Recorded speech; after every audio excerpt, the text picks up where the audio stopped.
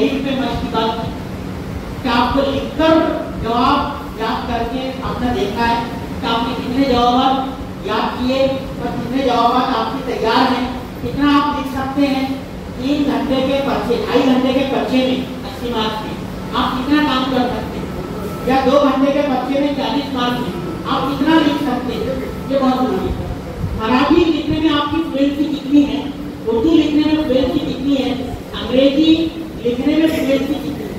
Mathematics के कौन से मसाइल पर आपको परिणामी जा रही है, या कौन से सवाल बहुत आसानी से आप हल कर देते हैं, या फिर साइंस के कौन से चीजों को आप बिल्कुल छोड़ना नहीं चाहेंगे और उसमें आप फिर भी मुश्किल महसूस करते हैं। तो ये वो सवालात हैं, ये वो पॉइंट हैं जिन पर आपको अभी काम करने की बहुत जरूरत है। जिन लोगों ने जर्नल अभी तक पूरे नहीं किए, मैं फिर लोगों को याद दिलाना चाहता हूँ कि आपके जर्नल के बगैर आप इसकी इतिहास में बैठना नामुमकिन, नामुमकिन। आप बैठा लगता है आप बैठ जाएंगे, आपके बच्चे बहुत छोटे छोटे आ रहे हैं, कुछ तो इसको देखकर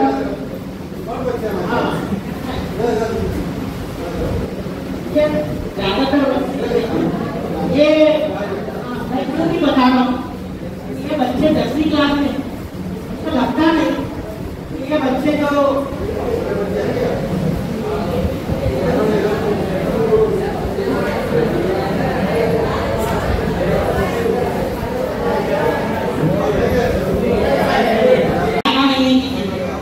आपको ये बात सोचना है कि ये 10वीं क्लास में है, यानी इसके बाद किसी मुद्दे से आगे बढ़े,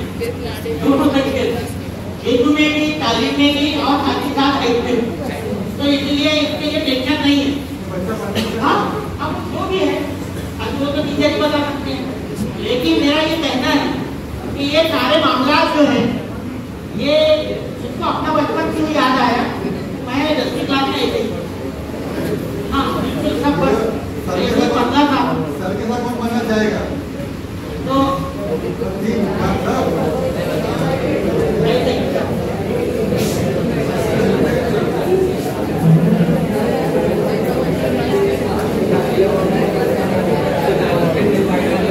लेकिन